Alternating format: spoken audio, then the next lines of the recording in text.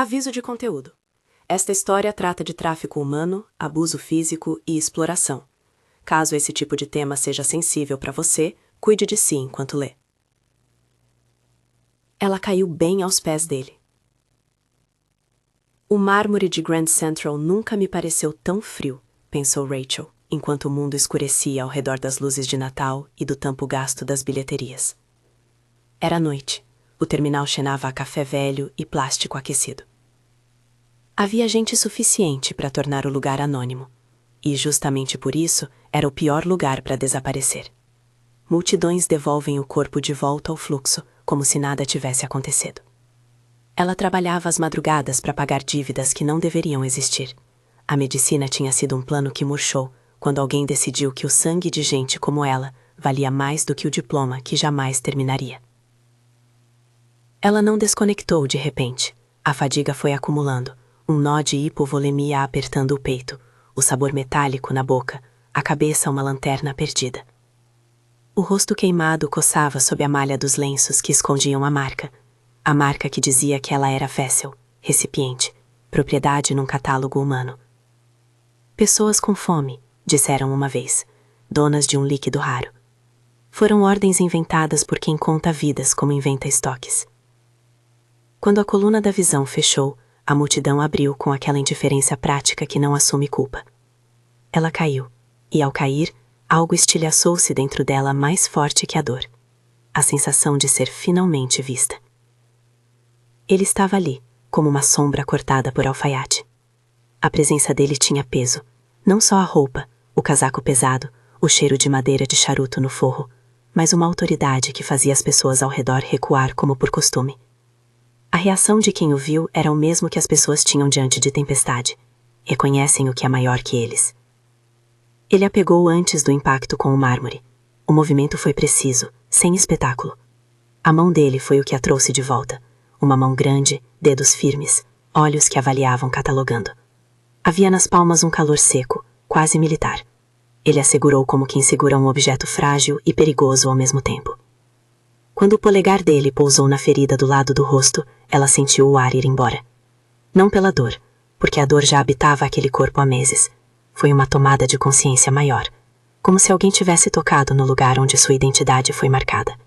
O polegar encontrou o formato da cicatriz com a curiosidade de um homem que leu uma inscrição proibida. A marca queimadora, o caractere coreano que traduzia vessel, o sinal que para muitos significava mercadoria.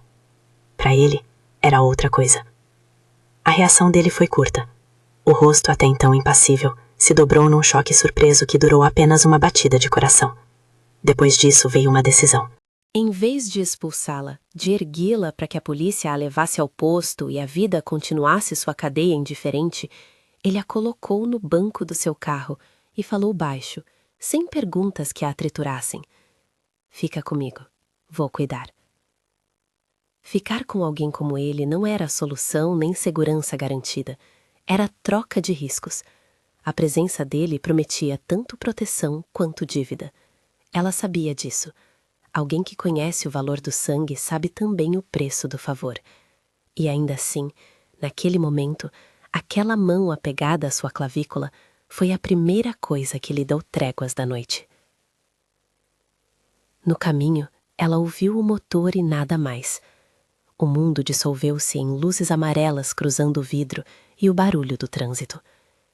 Lembrou-se, com uma clareza cortante, das seringas, das vozes apressadas no quarto onde a mantinham. Lembrou-se do frio de uma sala refrigerada, do zumbido das máquinas. Pensamentos rápidos, como migalhas, contavam sua história. Ex-estudante de medicina. Recolhida por promessas falsas. Doadora forçada. Marca no rosto. Número de coleta. Eles cortaram sua vida ao meio e venderam os 2 pedaços. No penthouse, a luz era quente e limpa. Não a luz clínica que julga, mas a luz que tenta corrigir. O lugar cheirava a madeira polida, café fresco, e havia uma ordem silenciosa nas coisas que pareciam pertencer a alguém que planejava o mundo ao seu redor. Ele deixou-a sobre um sofá, tirou o casaco e, pela primeira vez, permitiu que alguém o visse tão perto de uma ferida que ele sabia que poderia abrir-se. Dr. Han chegou com uma mala pequena, mãos que tremiam só um pouco, conhecedor de protocolos. O médico particular não era piedoso, era técnico, o que às vezes é mais gentil que piedade. Ele examinou Rachel com olhos treinados, informações correndo como dados brutos. Sinais de hipovolemia, pele fria, extremidades pálidas, pulso fraco, desnutrição moderada a grave, marcas de agulha com padrão repetido sugerindo agendamento e profissionalismo, e uma ferida no rosto, que deixava uma cicatriz irregular como uma letra mal feita. Tem risco de sepse, disse Dr. Han, a voz neutra. Temos que repor volume, antibiótico de amplo espectro e controlar a glicemia com cuidado. Se começarmos a alimentação por via oral após semanas de jejum, há risco de refeeding syndrome, edema, hipofosfatemia. Então vamos introduzir nutrientes lentamente, via sonda se necessário. Ele falava como quem acende sinalizadores no mapa. Cada palavra era uma coordenada de sobrevivência. Nada heróico, apenas cálculo. Gan-woo assentia, por vezes mais atento às reações de Rachel do que às ordens. Ele trouxe chá e uma manta, 2 gestos que não se compram em lojas. Rachel ouviu tudo com a atenção recortada de quem substitui esperança por plano prático. Eu sei o que é refeeding, eu li sobre isso, murmurou ela, quase sem voz, porque nos poucos meses fora da universidade, aprendeu que o conhecimento pode salvar tanto quanto uma injeção. Era verdade. Em outro tempo, teria sido a médica que falaria assim. Agora, a gente lhe entregava o papel de paciente, e ela, grudada à metade de sua dignidade, aceitou. Os exames iniciais foram rápidos. Não era apenas a anemia. Havia algo nos glóbulos, um padrão que não era comum. Dr. Han soprou, com aquela expressão de quem tem uma descoberta clínica, e a segreda porque ainda precisa de provas. O laboratório no hospital particular do qual ele tinha acesso produzia os números e as letras que mudariam a história. Um fenótipo extremamente raro, algo comparável ao RH nu, e além disso, um marcador genético que, nos bancos e nas referências que Dr. Han cruzou, aparecia em famílias específicas no leste asiático. Quando Gan-woo ouviu a palavra, o corpo dele foi fino como uma lâmina. Pela primeira vez desde que a encontrara no mármore, seu rosto se abriu como um livro que não queria fechar. É, parecido com o que minha família guarda, disse ele, voz baixa e cuidada. Havia ali um passado que não era apenas culpa, havia sangue. Rachel ouviu o minha família, e por um segundo, a antiga estudante de medicina que ela fora, teve uma fagulha de curiosidade científica. O sangue tem história, tem pistas. Ela lembrou-se de que na universidade aprendera que certos haplótipos podem ser mais prevalentes em linhagens ou populações específicas. Um marcador não cria um destino, mas pode explicar por que uma pessoa é caçada. Por que isso importa? Perguntou ela, mais para si que para os outros, sabendo a resposta nos ossos. Por quê? Disse Gan-woo devagar. Essa importância é o motivo pelo qual pessoas como vocês são caçadas. Há mercados que pagam caro por sangue assim. Há laboratórios clandestinos que tratam os doadores como recursos, não como gente. E nos últimos anos, algo na família do meu lado ficou obcecado com essa pureza. Meu pai, o chairman, acredita em certas hierarquias. Ele transformou uma crença em negócio. Ele acha que certas veias são a chave da tradição. E isso o tornou perigoso. Ele não pediu desculpas, não precisava. Culpa e ressentimento estavam misturados numa mesma substância que o tornava mais humano do que a persona pública. Ele contou, com a cautela de quem abre um compartimento de segurança, que 2 anos antes tentara destruir uma instalação onde faziam esse tipo de extração. Falhara. Morrera, num grau que não explica, mas que deixou marcas. Inimigos, remorso e algo que em seu peito se chamava dívida. Rachel o observava, faltando-lhe o ar quando a frase "meu pai" cruzou a sala. O efeito prático disso era simples e brutal. Ela não havia caído por acaso. Seu sangue tinha um destino. E esse destino agora colocava-a no mapa de uma família poderosa. Havia então 2 forças em torno dela. A que a havia escravizado e a que agora a arrancava de volta, talvez para outra forma de uso, talvez para proteção. Não havia garantias. Eles fizeram um acordo tácito naquela noite. Não foi um pacto formal. Foi mais uma troca silenciosa. Ela aceitaria cuidados e proteção. Ele ofereceria poder e meios. Em troca, ela poderia, se quisesse e se pudesse, ajudar a identificar pontos da rede que a mantivera. Ela tinha memórias, nomes, rotinas. Ela sabia que havia um centro em Queens, nomes de motoristas, horários.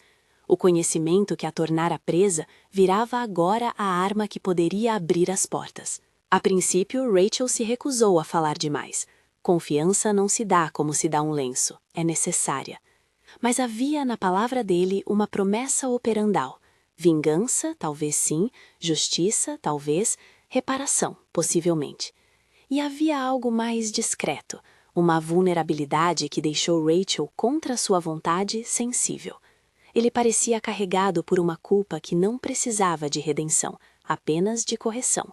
Destruir o que o pai construíra. Se me usa como peça, ela disse calmamente, não faça de mim a mesma mercadoria. Não me troque por troféu. Ele respondeu com honestidade crua. Não quero outro troféu. Quero acabar com isso. E se você pode ajudar, eu te dou recursos. Mas entende, não é um contrato simples. Eu não sou polícia. Posso fazer coisas que a polícia não pode. Isso tem custo. Era uma verdade que cheirava a pólvora. Ele oferecia-lhe a rua de volta em troca de sua memória. E a memória de Rachel poderia salvar mulheres que ainda estavam presas. O dilema era antigo quanto à história da escravidão. Negociar autonomia pela segurança no curto prazo para criar salvação no longo. Rachel mediu sua própria fome de justiça. Ela era só 3 palavras agora. Fúria contida, necessidade e o conhecimento frio de que, sem recursos, justiça é palavra vazia. Na manhã seguinte, depois de um sono quebrado por pesadelos e sonhos de seringas, Dr. Han trouxe o resultado de um exame que não era mera curiosidade médica. Havia uma variante no sangue de Rachel que era rara o suficiente para parecer lenda médica, e um haplótipo associado a uma estirpe. Ele pronunciou os termos com respeito e cuidado. RA null comparável, e explicou em poucas frases o que isso significava. É o tipo de sangue que pode salvar muitas vidas em circunstâncias particulares, porque, por não ter antígenos comuns, serve como doador universal para quem tem certas condições raras. Mas, paradoxalmente, é também um ativo cobiçado, porque, em mãos erradas, permite a alguém lucrar vendendo transfusões para mercados que precisam daquele perfil. Gun-Woo escutou e fechou os olhos, como quem sente a contabilidade do mundo a se rearranjar.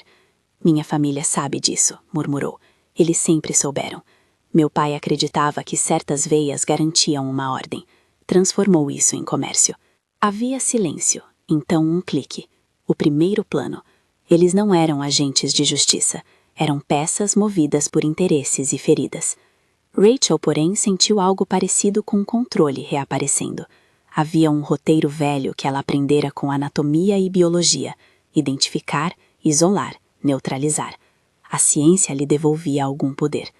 Ela começou a descrever o lugar onde ficara presa. Falou dos horários, da rotina das enfermeiras cúmplices, do código de transporte, do número de série de um caminhão refrigerado que parava em um armazém de Long Island City. Havia nomes, sobrenomes que ela soletrara mentalmente por noites, não por fidelidade, mas por sobrevivência. Lá dentro, as doadoras eram tratadas como lotes, etiquetadas, submetidas a processos de extração programada.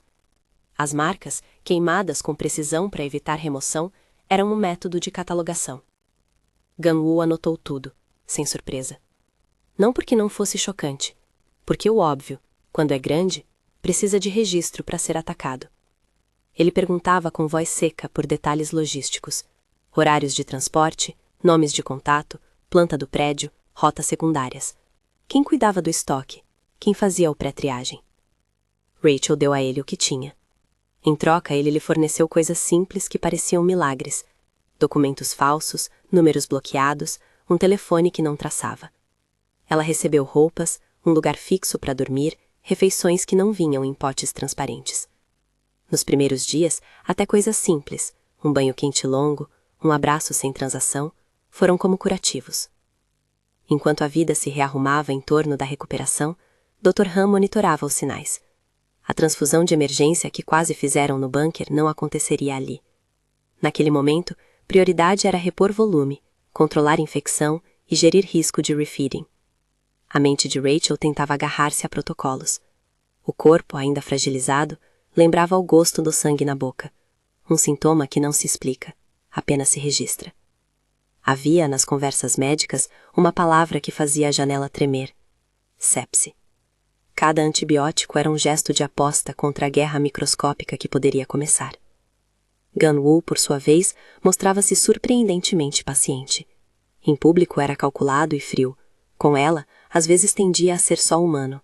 Trouxe um cobertor, apertou a mão dela uma vez, falou do passado com uma ferocidade que era quase amor. Não amor romântico, pelo menos não na forma que ela já conhecera. Era amor de culpa, uma devoção de quem quer reparar um erro primordial. Havia ternura nas ações dele, segurar a colher, aquecer o chá, mas também havia uma rede de poder subjacente que não se dissolvia. Houve, entre esses primeiros dias, conversas que descascavam peles antigas. Gun-Woo contou de como o pai criara um discurso sobre pureza que respirava a tradição e terminava em faturamento. Falou da instalação que tentara demolir 2 anos antes, um prédio de fachada discreta em Queens, cujo interior era precisionado como laboratório de extração. Não havia romance heróico em sua história. Havia pragmatismo amargo e a sensação de ter falhado com quem precisava ser salvo. Fiz de tudo para acabar com aquilo, disse ele. Perdi homens, perdi aliados. E no fim, voltei para casa com metade dos olhos abertos. Meu pai me chamou de traidor. A partir dali, ele aumentou a blindagem.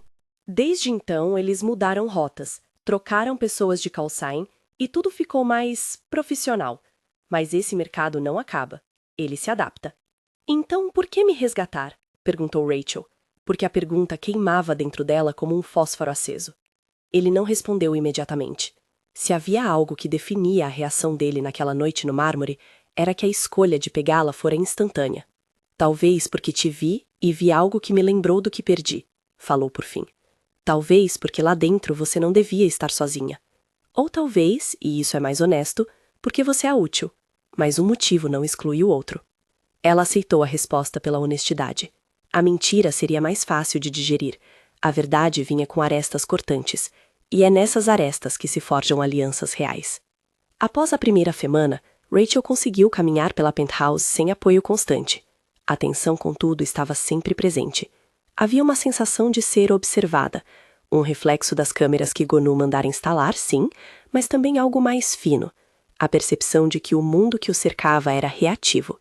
Havia telefones que tocavam com números não registrados, motoristas que paravam antes de tocar a campainha e olhavam em volta como se calculavam probabilidades. Em certo ponto, Dr. Han encontrou pequenos sinais, um carro que ficara estacionado por horas na rua, um drone amador que passou cedo demais. Rachel virou-se uma noite para a janela. De cima, a cidade parecia um mapa de luzes. A marca no seu rosto coçava como lembrança. Ela pensou no rosto de uma das outras doadoras, Yara, que tinha uma filha pequena, e nas palavras que Yara sussurrara quando a encontraram naquela fábrica. Eles dizem que somos opções. Eu digo que somos pessoas. A frase ficou como um grito contido na garganta de Rachel. Não aceitava o papel de estoque. Foi nesse momento, com a cidade lá embaixo e a marca na pele, que ela decidiu não ficar só como vítima. O curso da própria vida voltara a ter uma direção. Havia uma tabela de possibilidades: denunciar, escapar, entrar em contato com ONGs. Mas havia também a via sinuosa que se abria pelo conhecimento: infiltrar, expor, destruir. E para isso, precisava de recursos que só alguém como Gonu possuía. Eles começaram a desenhar um plano com uma precisão quase clínica. Rachel deu plantas de prédios, descreveu rotas de transporte, horários de coleta, nomes de cúmplices que trocavam de turno. Gonu, por sua vez, mobilizou uma equipe minúscula. Jun, um segurança com olhar cansado e mão firme, 2 motoristas de confiança e um técnico que sabia de rotas de vigilância. Não havia ingenuidade no trabalho, apenas logística. A cada detalhe que ela entregava, Rachel sentia uma mudança de posição. De presa a peça estratégica. Era uma ascensão que retribuía com mais perigo. Temos que ser cirúrgicos, disse Gonu. Não é vingança às cegas. Cada movimento que fazemos expõe a rede, e cada exposição nos coloca na mira do chairman. O nome do chairman, pai dele, caía como chumbo no ar. Ele era antiga guardiã de uma ideologia de pureza e controlava um braço da operação. O que movia o homem era uma crença que elevava linhas de sangue à doutrina. Ele não via pessoas, via herança. Rachel sentiu a raiva voar por ela como uma lâmina. Que tipo de homem usa herança para escravizar? Ela perguntou. A pergunta não era retórica. Era parte do cálculo moral que se tornaria, mais tarde, uma questão de tribunal e opinião pública. As semanas que se seguiram foram um exercício de reconstrução e planejamento. Rachel reaprendeu o corpo, aprendeu a confiar medidas, a fazer perguntas que antes engolia, a mapear rostos em fotos. Ela também começou a praticar pequenos exercícios táticos, como entrar e sair de um armazém sem deixar impressões, como reconhecer marcas de trabalho em luvas, como memorizar rotas. Dr. Hannah instruía sobre os limites do corpo. Se você fizer uma transfusão, precisamos verificar compatibilidade. Se fizeremos transferência de sangue no bunker, isso será apenas em emergência. Há riscos de reação hemolítica se não for perfeito. E se voltarmos a uma alimentação normal, monitoraremos fosfato, potássio e magnésio. Refeeding é traiçoeiro. Ela anotava tudo. Anotar era um gesto de recuperar a própria narrativa. Mas mesmo com a rotina de práticas e a sensação de poder retornando aos poucos, havia sinais de que o mundo fora daquele apartamento não era gentil. Um envelope anônimo chegou, sem selo, com uma foto borrada dela junto a uma linha de texto. Você tem um preço. A mensagem era curta, assertiva e acompanhava o cheiro seco do medo. Gan-woo não demonstrou surpresa. Ele leu a folha, guardou-a no bolso e disse: Isso vai acontecer. Nos observam. Meu pai tem olhos que não dormem. Seu pai? Ela perguntou. Porque já havia muitas camadas no que deixavam implícito. Ele apenas meneou, pesado. Havia por trás daquela simples confirmação a promessa de que o conflito não era apenas entre criminosos e vítimas, mas entre clãs. E clãs movem recursos que ultrapassam ruas e pátios de armazéns. Eles têm lei e dinheiro do lado deles. Na madrugada em que ela recebeu a foto, Rachel também recebeu pela primeira vez um telefonema de alguém que não sabia seu passado nem sua utilidade. Era uma mulher chamada May, que Rachel havia ouvido nomear nos meses anteriores como uma das doadoras resgatadas e levadas a um abrigo por um grupo de voluntários. May estava viva e recuperando-se. Ela contou que algumas das mulheres tinham sido levadas por um oficial com distintivo falso numa van azul, e que entre eles havia um policial que depois trabalhou com transportes especiais. O nome apareceu sussurrado. Cole. James Cole. A informação acendeu um alarme. A presença de um policial corrupto não era surpresa. No submundo compra-se quem pode ser comprado. Mas aquilo deu a Gang-woo um fio. Ele é o elo com a lei, disse Gang-woo. Se conseguirmos prová-lo, podemos usar isso para abrir portas que a justiça oficialmente não abriria. Rachel pensou nas possibilidades com frieza. Se havia um policial envolvido, a narrativa poderia virar algo maior que um caso isolado. Poderia virar investigação pública. Poderia, em teoria, levar a prisões. Mas também poderia ser uma armadilha. Levaram-no a pensar que alguns agentes são cúmplices. As engrenagens do sistema engoliriam qualquer tentativa mal medida. E foi nesse ponto que a tensão começou a apertar de novo. Eles tinham algo: a lista de lugares, o padrão de transporte, o nome de um policial. Mas também tinham inimigos que eram parte de uma família e uma ideologia que não aceitava traição.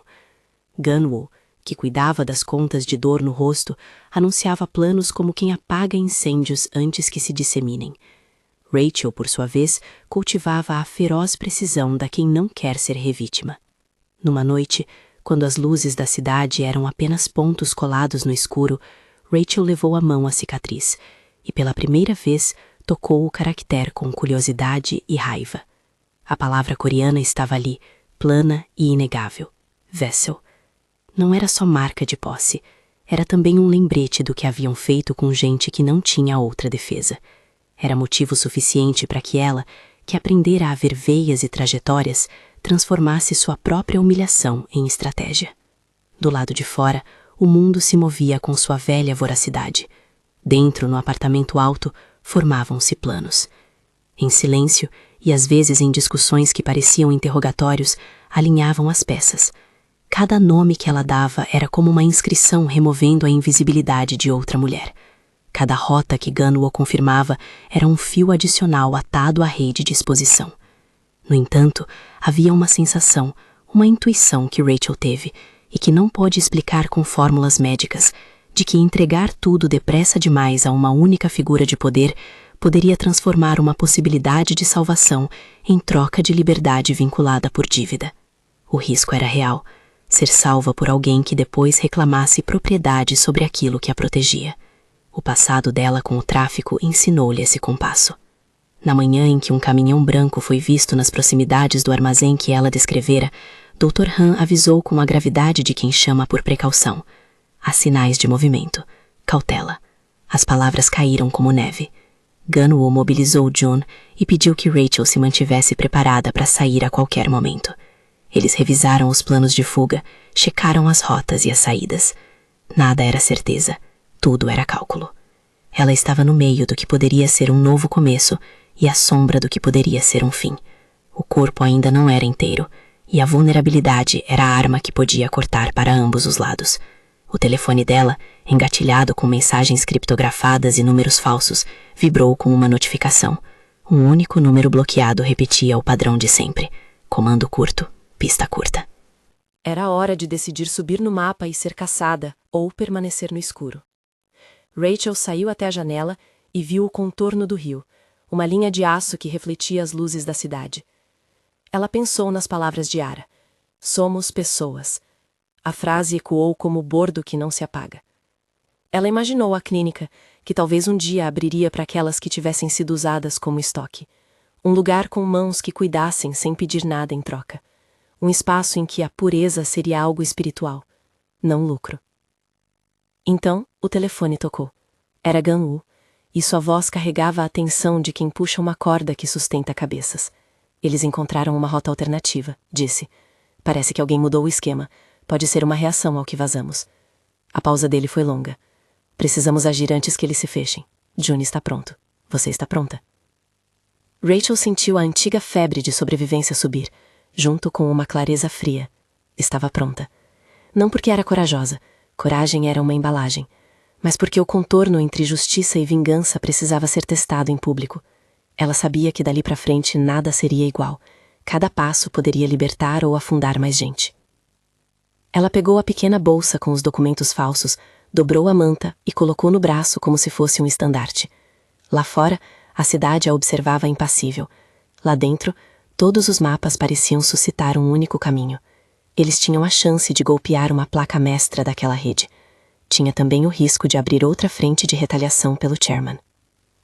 Quando a porta se fechou atrás deles, Rachel sentiu o mundo reduzir-se a passos curtos, respirados e precisos. A regra da noite era simples: mover-se, não esperar, confundir. O carro de June deslizou pela avenida como um predador silencioso. Lá fora, o ar frio mordia o rosto exposto na janela. Lá dentro, a cabeça de Rachel estava fria, trabalhando como aquele velho motor de ambulância que Dr. Han severa, pronto para agir, sem ilusões. Eles tinham um objetivo, tinham recursos. Tiveram ainda a incerteza de que segredos podiam trair.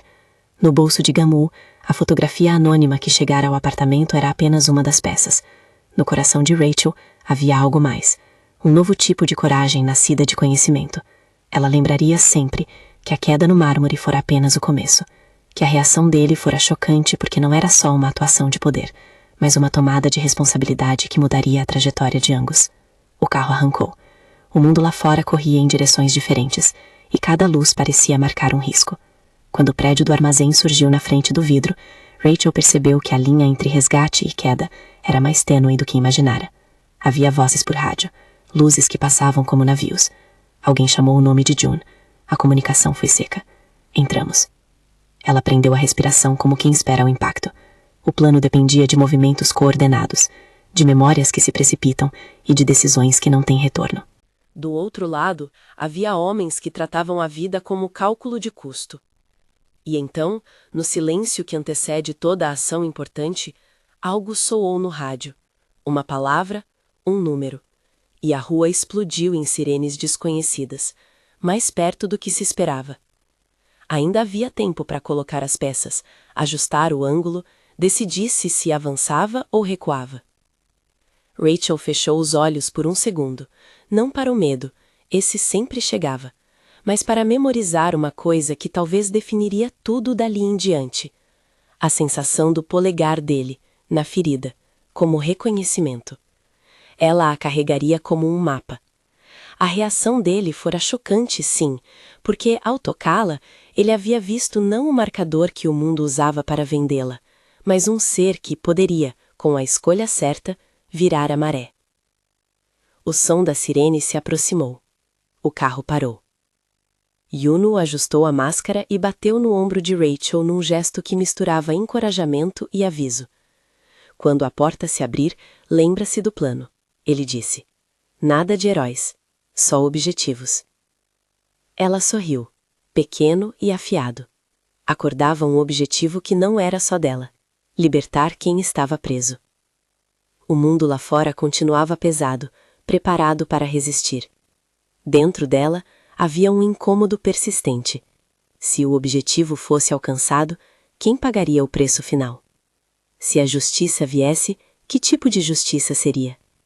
Essas perguntas permaneceram como feridas abertas, enquanto a mão de Gano apertava a dela, firme. A porta se abriu. O ar era denso, e algo parecido com premonição atravessou o peito de Rachel. Eles avançaram, e com aquele avanço, a narrativa que começara com uma queda em Grand Central passava, naquele momento, a ser uma batalha por mais do que a liberdade dela. Era uma tentativa de arrancar do mundo a capacidade de transformar pessoas em recipientes. E no epicentro daquilo tudo estava o homem que a salvara, e ao mesmo tempo carregava o nome do inimigo mais perigoso que poderiam enfrentar. A porta do armazém rangia como se viesse de outra época, uma porta que protege segredos e emperra quando se abre por razões erradas. O ar lá dentro tinha temperatura de câmara fria e cheiro de desinfetante barato. Luzes fluorescentes cortavam o escuro em tiras, revelando prateleiras metálicas e caixas com selos que ninguém queria ler. Havia vozes abafadas, sopros de vapor e o ruído mecânico de bombas de sucção. Para quem conhece os lugares onde se trata gente como estoque, cada som é uma coordenada. Eles se moveram com a calma tensa de um time que sabe que um erro significa muitas vidas. Yuno, com a postura de segurança treinado, abriu a porta lateral. 2 motoristas posicionaram os carros para bloquear a rua. Gano manteve-se na sombra, mapa mental do prédio como uma placa aberta aos olhos dele. Rachel sentiu o chão sob os pés, a textura do concreto, um registro corporal que dizia memória de laboratório, cheiros de antisséptico, o leve tremor nas paredes quando uma máquina recalibrava. Lembrou-se da mão do homem que a havia segurado no mármore, e aquela sensação virou um fio que guiava cada gesto. Entramos, sussurrou June, e o grupo deslizou para dentro como uma sombra com ordens firmes. O que encontraram foi, ao mesmo tempo, pior e mais controlável do que Rachel imaginara. Uma sala de triagem improvisada, ganchos, mesas de aço e mulheres encurvadas, olhos fundos, corpos já marcados. Havia caixas térmicas, seringas organizadas em bandejas, etiquetas com números. Algumas mulheres estavam desacordadas, outras assediadas por agentes que as tratavam como rotina. O cheiro de álcool misturava-se ao odor metálico do sangue. Não o sangue fresco, mas o hálito de lugar onde isso era trabalho. Rachel sentiu as cordas da garganta apertarem. Durante meses, lembrara cada microgesto do lugar que a mantivera prisioneira. Ver tudo aquilo organizado em escala lhe deu as medidas exatas da máquina criminosa. Ela avançou como se reconhecesse cada uma das sombras. Yara! Chamou o nome que soubera memorizar. Uma cabeça ergueu-se. Olhos turvos que, quando a viram, buscavam esperança e encontraram reconhecimento. Eles não começaram com explosões. Não precisava. June e os motoristas neutralizaram silenciosamente os agentes de segurança que patrulhavam o corredor, usando algemas e choques elétricos de baixa potência para retirá-los de cena sem alarde. Gunuou apareceu como uma presença que chamava a ordem. O corpo dele bloqueava portas e fazia os homens se moverem de acordo com a estratégia. Para os sequestradores foi a surpresa de ver uma potência que não fazia parte do padrão. Eles estavam acostumados a chefes que puniam. Encontraram alguém que vinha cobrar contas. No meio da ação, um alarme travou por segundos, e naquelas batidas, a sensação de perigo se elevou. Um dos ajudantes locais tentou puxar o rádio. Uma voz respondeu do corredor. Código 5. Transporte 3 entrando. O sangue gelou na garganta de Rachel. Era o mesmo padrão que ela vira nas planilhas. Horários, rotas. A máquina reagia com pragmatismo. Levem quem pudermos, ordenou Gunwoo. Não entrem em corredores de risco. Vazem pelas saídas B e C. Rachel, com as mãos que tremiam apenas por adrenalina, ajudou uma mulher a se sentar. Era Yara. O rosto dela ainda carregava resquícios de febre, mas ao ouvir a voz de Rachel, as lágrimas vieram como se fossem água. Choque e alívio misturados. Eles me disseram que eu era a opção, murmurou Yara. Eu disse que era a pessoa. A frase vinha de um lugar pequeno e exausto, mas tinha a mesma precisão de uma faca. Enquanto deslocavam grupos para as rotas combinadas, a situação virou um nó. Um corredor que parecia livre teve o som de passos e vozes profissionais. Não os agressores locais, mas vozes com distintos e vozes que trazem autoridade. Um veículo entrou pelo portão. Suas luzes recortaram a penumbra. Sentiram a presença de homens que não usavam luvas grosseiras, nem falavam em gírias. Havia um policial na linha. Cole chegou com toda a autoridade simulada que seu distintivo dava. Seus olhos brilharam ao ver as mulheres. Os lábios formaram um sorriso que não alcançava o rosto. — Que operação é essa? Perguntou, o tom meloso. Alguém baixou as armas instintivamente. Gunwoo manteve-se neutro, e no silêncio que seguiu, Cole caminhou em direção às prateleiras como se tivesse direito. Rachel reconheceu nele o tipo que compra favores e manda recados em código. Ele olhou para Gunwoo com um misto de reconhecimento e soberba. — Você não devia estar mexendo aqui, Kim, disse, com desprezo calibrado. Essas mulheres têm documentação, estão sob custódia do Estado. Precisamos verificar. A arenga transformou-se em ameaça embutida. Cole ergueu o tom e os cúmplices ao seu redor se posicionaram como uma barreira. June moveu-se primeiro, puxando um homem do grupo e jogando-o para o lado, mas outro respondeu com agressividade. A tensão escalou como quando se puxa um gatilho sem saber se a arma vai falhar. Vocês não sabem com quem estão lidando, retrucou Gunwoo, e a calma na voz dele era uma lâmina. Não é da sua conta, Kovu. Afaste-se. Cole sorriu, um pouco mais estreito. Acontece que é da minha conta, e quando é da polícia, a conversa é diferente. O encontro virou combate, não uma cena cinematográfica de explosões, mas um choque de pessoas acostumadas a mandar. No meio do empurra-empurra, um disparo isolado soou, não um intenso choque de metralhadora, apenas o estrondo seco de uma pistola. Alguém gritou. Cole ergueu a arma com a autoridade de quem se acredita intocável. Atirou de novo, com intenção. Desta vez a bala encontrou um apoio, parou na parede, derrubando metal e vidro. Em meio ao pânico, Rachel viu o reflexo do cano. Foi então que um movimento simples decidiu tudo. Ela puxou o pulso de Cole como corpo como se fosse um movimento clínico. Um puxão, uma rotação. A arma saiu do controle dele. Na confusão, a mesma arma disparou, e Cole tombou, como quem cai porque a autoridade deixou de atuar. Rachel sentiu o gosto do medo na boca. Não queria que um corpo caísse por sua mão, mas viu o brilho de movimento em direção a uma faca que um cúmplice de Cole tentou sacar. Naquele instante, a vida não permitia contemplações morais. Era defesa ou morte. A faca veio como um corte afiado. Rachel reagiu de modo instintivo e acertou Cole com um disparo que saiu da arma que um dos motoristas havia usado para neutralizar um agressor. A cena ficou em câmera lenta na mente dela. O corpo do policial tombando, a respiração que se perdia como ar vazando de um pneu. Ele não teve tempo para a palavra final. A arma caiu ao lado com latidos de conflito e o ar encheu-se de um som que parecia a verdade por trás de todo o massacre. Escolha forçada, consequência direta. O silêncio que se seguiu foi tão alto quanto o disparo. Não era triunfo, era um registro de fronteira. Vidas saíram de um lado e do outro, cada uma com seu preço. Ninguém comemorou. Yara chorou, agarrando a roupa de Rachel. Gunwoo olhou para Rachel como se quisesse perguntar, mas a pergunta ficou presa no estômago de ambos. Até que ponto a violência para libertar é permissível? Se você atirou, foi em defesa, disse Gunu, com voz baixa. Não vamos transformar isso em espetáculo. Vamos sair com as vivas. Eles evacuaram o que puderam. Mulheres feridas, algumas desacordadas, outras com olhos vivos. O caminhão que esperava bloqueou o portão, e com o grupo amontoado, eles aceleraram a saída. Lá fora, os carros de Gunu e June formaram um corredor. A cidade fechava a fila como se fosse um pescoço apertado. No banco do passageiro, Rachel sentiu o corpo pesado da responsabilidade. A mão dela segurava a de Yara, e Yara apertava de volta como quem devolve um favor que não vinha de dinheiro, mas de presença. Quando voltaram a Penthouse, a sensação de vitória era curta. Cole estava morto. A polícia local precisaria explicações. Gunu sabia que o corpo do policial não podia sumir. Havia câmeras e testemunhas. June tratou de recolher as filmagens da vizinhança e transferir evidências que pudessem proteger a história deles, que entraram para libertar pessoas. Ainda assim, o nome Cole era uma chama que poderia acender algo maior. Culpados, cúmplices, políticos. No dia seguinte, a cidade já começava a murmurar. Alguns jornais obtiveram fotos borradas do armazém. Havia entrevistas de sobreviventes, rostos com sombra, relatos tardios de corrupção.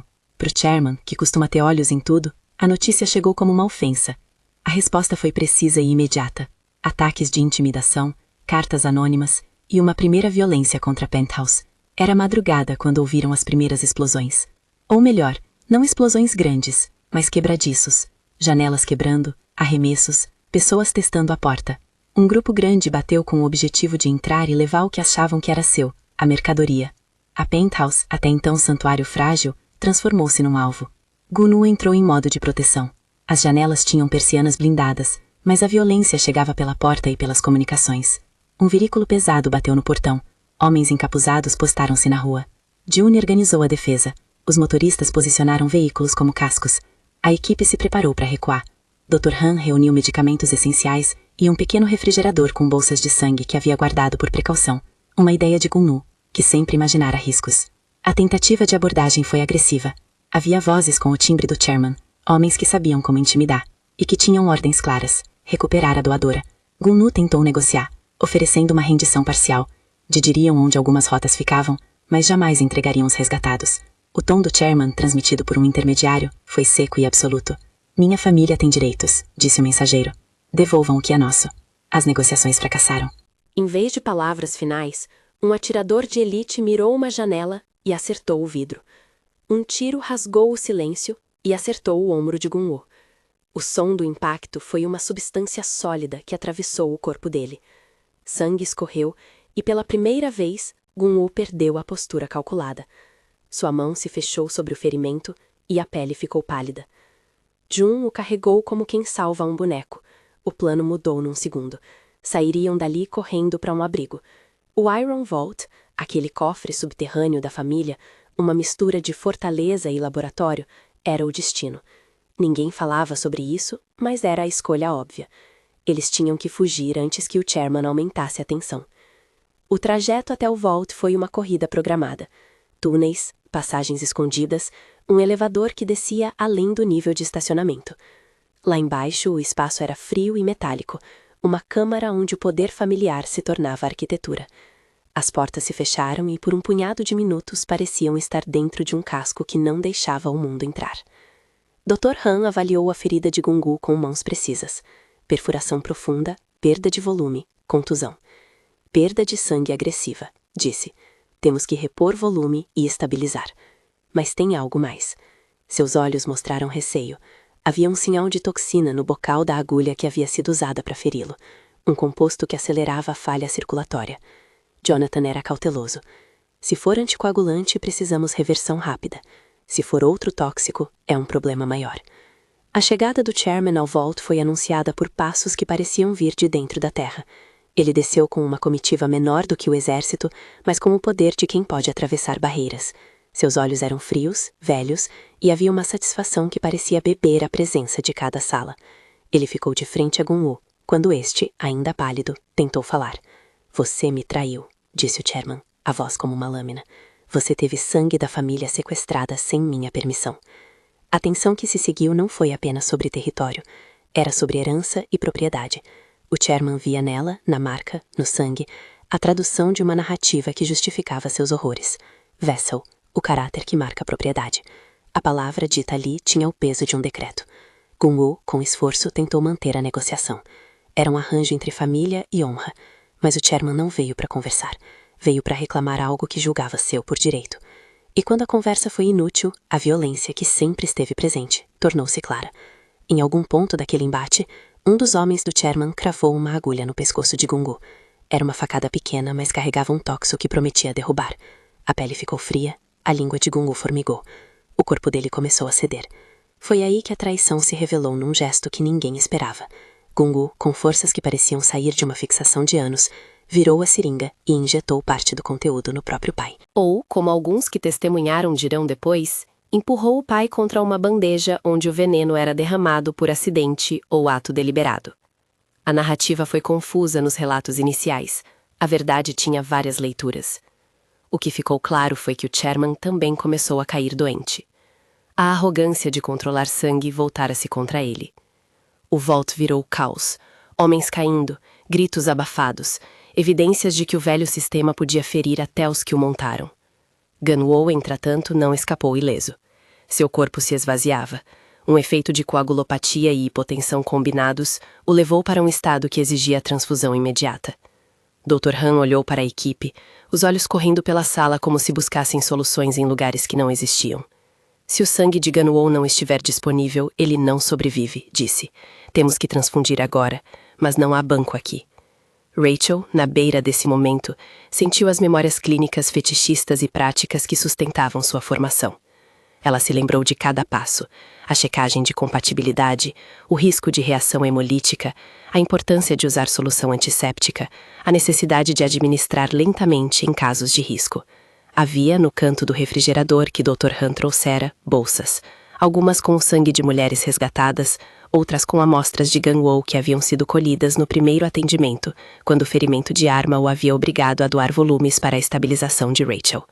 Ela recordou que, dias antes, Gung-woo havia doado sangue para ela, um gesto de conexão e precaução, e Dr. Han tinha armazenado uma amostra para situações de emergência, com anticoagulante e controle de temperatura. Era a peça que poderia virar a roda. Temos um risco alto de reação se não fizermos cross-match completo, avisou Dr. Han, a voz urgente. Mas na emergência, com compatibilidade parcial documentada, podemos tentar uma transfusão de resgate. É a única chance. Rachel olhou para o gelado do refrigerador. Havia uma pequena bolsa com sangue rotulada com a mão trêmula de Dr. Han, e um nome, Gung-woo, doação linha 1. Ela sentiu o cheiro metálico, pegou a bolsa com luvas, e uma lembrança retornou. O polegar dele pousando na ferida no mármore. A voz baixa, a promessa bruta. Agora, com a pressão nos olhos e a respiração do homem falhando, era a hora de retribuir. Ela sabia dos riscos. Reação hemolítica pode ser imediata e fatal, risco de contaminação, de embolia, mas também sabia que a janela de tempo era mínima. Com mãos que não tremiam mais do que precisava, ela montou o kit, linha, agulha, filtros. Gung-woo estava semiconsciente. Os olhos dele encontraram os dela por um segundo, como se agradecessem. Ela iniciou a transfusão devagar, monitorando cor, pressão e resposta. O líquido vermelho entrou como um fio de mar, e por minutos que pareceram horas, ela assistiu a cada flutuação. Quando os sinais começaram a responder, pulso subindo, cor retornando ao rosto, um suspiro coletivo percorreu a sala. Não era cura, apenas uma trégua. A transfusão improvisada funcionara como tábua de salvação. Mas a sala sabia que vitórias assim têm preço. Havia possibilidade de sequelas, de infecção pós-transfusional. O corpo de Gung-woo, entretanto, reagiu. Ele abriu os olhos, fitou Rachel e, num murmúrio, disse: "Você devolveu o favor." A voz dele era fraca, mas havia algo como reconhecimento e dívida. No calor daquele pequeno milagre, a violência que estava no ar não diminuía. O chairman, quase sem forças, teve uma parada irreversível depois de horas de luta. Os registros posteriores mostraram que o agente no organismo dele foi administrado em dose que causou falência múltipla. Muitos viram aquilo como justiça poética, outros como a tragédia inevitável de homens que comem fogo. Independente da leitura, o resultado foi a desestruturação do poder que mantivera a rede. E havia, no meio de tudo, a morte de Cole, que trouxe investigação policial. As imagens que June conseguira transferir ao servidor contavam uma história: invasão, resgate e tiroteio. Cole caiu no meio da trama, com um histórico de corrupção que agora viria à tona. Um inquérito aberto, as câmeras de rua e depoimentos de sobreviventes e de voluntários começaram a montar a cadeia de responsabilidade. A imprensa, faminta, forçou portas, ligou nomes, e movimentos que antes circulavam embaixo de mesas começaram a ter luz. Na sequência do confronto, prisões foram feitas. Médicos cúmplices como o Dr. Yun foram detidos, assim como operadores logísticos. Havia docas e notas fiscais que revelaram rotas, e a combinação de provas trouxe à tona que não se tratava de casos isolados, mas de uma rede complexa que tocava hospitais clandestinos, policiais comprados e famílias poderosas. O efeito foi lento, mas inexorável. Alguns cúmplices foram presos, outros fugiram, e o mercado, mesmo que resistente, perdeu terreno. Mas nem todas as vitórias aparecem em manchetes. Havia, nas vítimas, um trabalho de recuperação que ninguém podia apressar. Yara, por exemplo, foi internada na clínica improvisada da Penthouse, onde Dr. Han e uma equipe de voluntários começaram a tratar feridas, administrar antibióticos e reintroduzir alimentação de forma controlada para evitar o refeeding syndrome. Yara teve febre, sinais de sepse branda e entrou num protocolo de reposição de fosfato e monitoramento eletrolítico. Cada tratamento era uma pequena reafirmação de que o corpo podia, aos poucos, pertencer novamente à pessoa que o habitava. Rachel, por sua vez, enfrentou ondas de lembranças que vinham como náuseas e que duravam horas. Cheiros, toques, vozes. Em silêncio, regia reuniões com advogados, lia relatórios e ajudava a coordenar resgates. Ela acordava à noite com as mãos molhadas de suor, lembrando-se de Cole caído, de Yara dizendo que era a pessoa. Ainda assim, havia algo que a mantinha em movimento. A convicção de que as vítimas precisavam mais do que notícias. Precisavam de cuidados, abrigo e o que ela mais desejava. Um lugar que transformasse trauma em recuperação, sem cobrança. Foi então que, meses depois, a ideia que antes era apenas um sonho começou a ganhar forma. Uma clínica. Com os recursos que surgiram de investigações e bens apreendidos, e com o financiamento que Gun-woo, agora em um papel controverso, pôde oferecer sem ostentação, iniciaram um projeto que tinha em sua base uma promessa simples: tratamento sem preço. O espaço seria voltado para vítimas de tráfico e exploração, com ênfase em reabilitação física e psicológica, assistência legal e suporte social. Havia, naquele ato, uma tentativa de translado da violência sofrida em algo que gerasse cuidado. A inauguração da clínica não foi fácil. O processo foi acompanhado por jornais que pintavam Gun-woo como herói e vilão ao mesmo tempo. Havia protestos de ambos os lados. Alguns questionavam a presença dele no financiamento. Outros lembravam que ele havia salvado centenas. Rachel, no púlpito improvisado naquele dia, falou com voz tremida, mas direta. Falou da dignidade roubada, da necessidade de proteger corpos e histórias, e de que a clínica seria um espaço que não colocaria Vessel em frente a nenhum nome. Havia apostas de que a ideia poderia ser cooptada, mas também esperanças de que o sistema poderia aprender a cuidar em vez de explorar. A relação entre Rachel e Gun-woo, que antes se formara sobre a sombra do poder e da dívida, evoluiu de forma difícil e complexa. Não houve cenas românticas fáceis. O que existiu foi uma teia de lealdade, culpa e desejo de reparação. Gun-woo mostrou fragilidades que a maioria não via. Noites em claro, lembranças de homens que caíram em tentativas malfadadas, remorso que o fazia trabalhar para desfazer o que a família criara. Rachel, por seu lado, não se permitia esquecer que sua segurança vinha de um homem que exercia poder de formas que não eram limpas. O afeto que crescia entre eles era exatamente isso, ambíguo, real e carregado de obrigações. Nos meses que se seguiram, a justiça começou a se mover. Julgamentos, documentos e delações expuseram uma rede que incluía políticos, médicos e empresas de logística. O caso virou um marco. Mais do que retaliações, as investigações impulsionaram mudanças nas leis de controle de exploração humana e na fiscalização de bancos de sangue e clínicas. Programas de apoio a vítimas receberam fundos públicos em razão da pressão da comunidade e da mídia. Havia finalmente peças de reparação pública. Mas reparação não apaga a dor. As vítimas testemunharam em tribunais, muitas revelando suas histórias com voz trêmula. Dr. Yun e outros médicos foram levados a júri. Alguns receberam penas duras, outros acordos menores por colaboração. O chairman foi enterrado em uma tumba que era metade vergonha, metade símbolo de uma estrutura que ruiu. Gun-woo, por sua participação ativa e pela escala de crimes por parte de sua família, não saiu ileso dos julgamentos públicos. Teve negócios congelados, sofreu pressão legal e foi alvo de inquéritos. Ainda assim, foi reconhecido por muitos como peça que ajudou a desmontar um sistema que sua própria família protegia. No âmago da reconstrução, Rachel tomou decisões que definiriam o resto da vida. Voltou, com cautela, aos estudos médicos. Não para reatar imediatamente o diploma que fora interrompido, mas para firmar um eixo. A clínica seria um lugar de práticas médicas baseadas no consentimento e no cuidado centrado na vítima. Ela elaborou protocolos, contratou médicos que haviam mostrado compromisso ético e treinou equipes para lidar com refeeding, sepse, doenças crônicas decorrentes de abuso e as sequelas psicológicas. Havia noites em que ela checava as pastas de pacientes, revisava exames e conversava com mulheres que, como Yara, se tornaram voluntárias. A relação com Gun-woo era por vezes como dois planetas que orbitavam o mesmo Sol, e em outros momentos como dois que se afastavam por marés. Eles dormiam em quartos separados por longos períodos. As discussões eram reais: limites, poder, dinheiro e a sensação de dívida.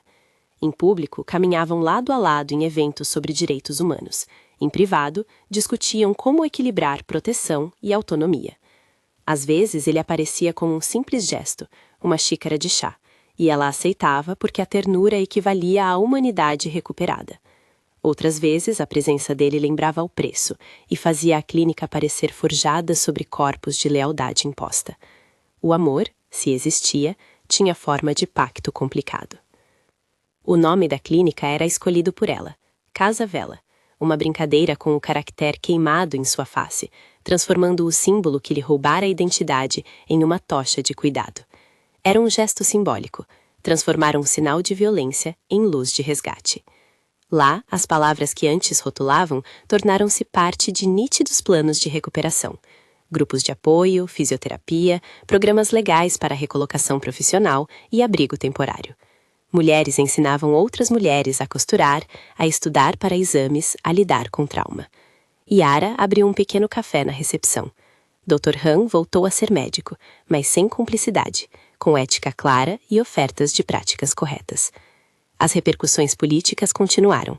Oficiais coniventes foram julgados, alguns negócios foram fechados, diretrizes hospitalares passaram a exigir auditorias culturais e contra-cheques. A sociedade, que tantas vezes vira o tráfico como casos isolados, teve de olhar para dentro. A história de Rachel virou matéria de opinião, fonte de debates e alertas. Organizações que atuavam no combate ao tráfico receberam mais verbas. Houve, claro, derrotas. Alguns cúmplices escaparam, algumas rotas foram realocadas, a demanda segue existindo. Mas foi um marco. A exposição do método e suas redes deixou cicatrizes no sistema.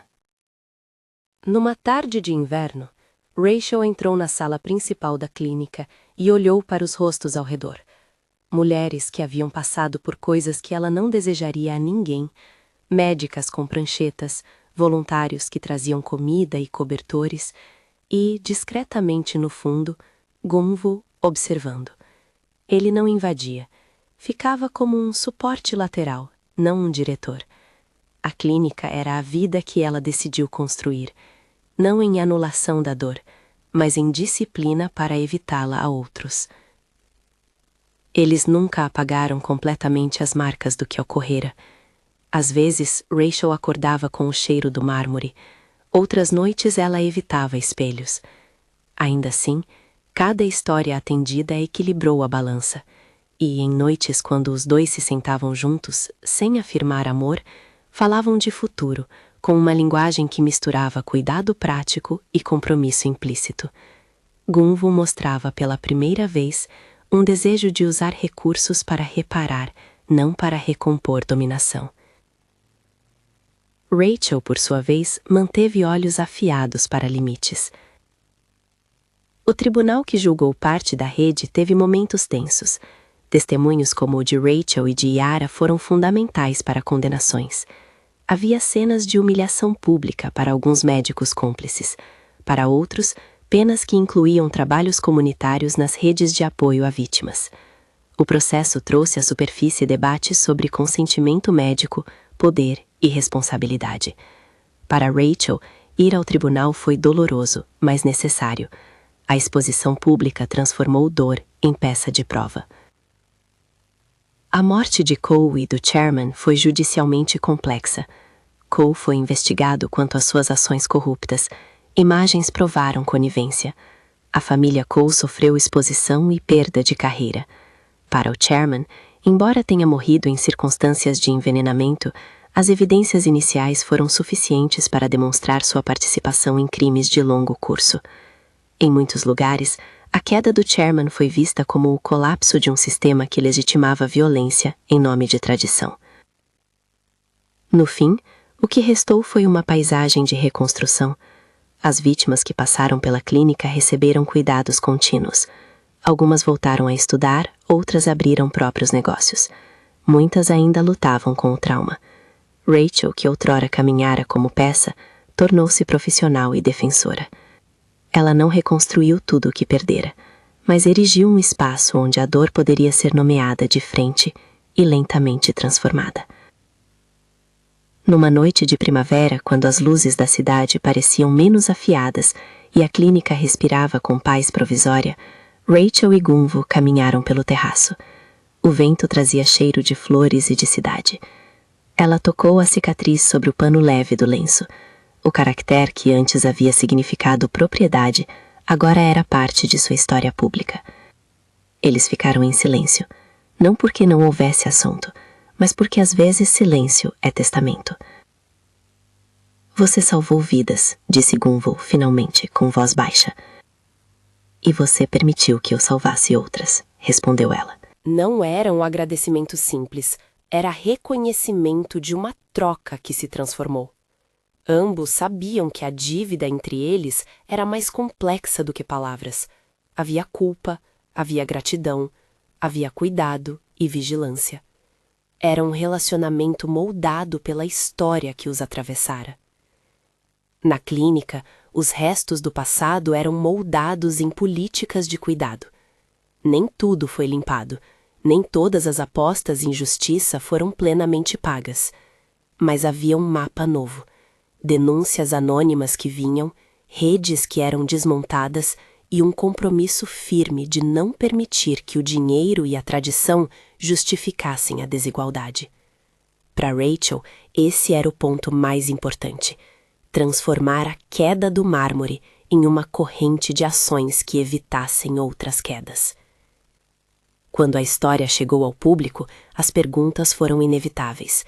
O que faria no lugar dela? Até que ponto a proteção de um chefão é aceitável? A justiça foi feita? Essas perguntas abriram debates difíceis e necessários. Rachel, em entrevistas, respondia com calma clínica e clareza humana. Que a sobrevivência às vezes exige alianças complicadas, que a linha entre vingança e justiça pode ser estreita, e que o essencial é recolocar o foco nas vítimas e nas medidas preventivas. A clínica cresceu. Tornou-se referência de programas de reabilitação em parceria com ONGs e universidades. Havia pesquisas sobre Refeeding Syndrome, sobre protocolos de transfusão em ambientes de emergência, sobre técnicas psicológicas adaptadas a vítimas de exploração. Rachel orientava estudantes, compartilhava aprendizados e lembrava sempre de uma regra que salvara vidas: ouvir antes de intervir, tratar com ciência e humanidade. A marca no rosto dela continuou sendo visível, às vezes coberta por leve maquiagem, outras vezes não. Era um lembrete de onde veio e para onde ia. Para muitas que foram atendidas, ver Rachel em funcionamento era testemunho de que a dor pode virar ação. Para Gungu, o envolvimento com a clínica foi uma forma de expiação pública, uma tentativa de usar os recursos da família para algo que não fosse continuar o ciclo. O que restou daquela noite em Grand Central? A queda foi ponto de partida para muitas histórias: resgates, prisões, cortes. O polegar que pousou na ferida foi um gesto que marcou e modificou destinos. A reação chocante do chefão naquela noite, de não expulsar, de pegar e cuidar, criou uma cadeia de eventos que mudou vidas. Para Rachel, a queda não fora fim, mas começo de uma batalha por justiça, cuidado e, paradoxalmente, por um tipo de poder redentor. A justiça que veio não foi total. Alguns escaparam, outros pagaram com penas que não devolvem o tempo perdido. Mas em cada vida que a clínica ajudou a recompor, havia a prova de que pessoas podem transformar feridas em política de cuidado. A história deles não terminou em uma única cena sangrenta. Continuou em consultórios, em salas de tribunal e em conversas longas com sobreviventes. Rachel aprendeu a aceitar a complexidade de suas escolhas.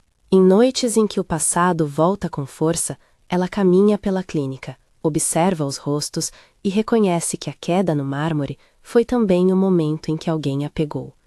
A mão que segurou seu corpo naquele dia ofereceu proteção que teve preço, mas esse preço, ela decidiu, serviria para pagar débito com justiça. Gunwale e ela encontraram um modo de coexistir. Não um amor simples, mas uma parceria que misturava rendição, vigilância e cuidado mútuo. A cidade, com suas luzes e ruídos, seguiu, mas a marca Vessel deixou de ser apenas sentença. Passou a ser sinal de memória, de alerta e, para alguns, de resistência. No fim, o que ficou foi um mapa humanizado. Serviços que trabalham para guardar corpos, leis mais atentas e uma clínica que, com o tempo, se tornou algo como um farol para quem precisou aprender a viver de novo. E quando alguém pergunta hoje o que faria no lugar de Rachel, a resposta mais honesta que ela dá é esta: eu tentaria salvar sem perder a si mesma e trabalharia para que ninguém mais fosse colocado à venda por um tipo de sangue. A promessa final é simples e radical. Reconstruir não apaga o passado, mas cria ferramentas para impedir que o passado se repita. A queda em Grand Central foi o começo. O resto foi a vida que ela, em pedaços e paciência, escolheu reconstruir. Se isso fizer sentido para você, se quer acompanhar como se podem transformar feridas em cuidado e justiça, inscreva-se e acompanhe as histórias que ainda precisamos contar, porque salvar vidas é um trabalho que exige presença, vigilância e, acima de tudo, humanidade.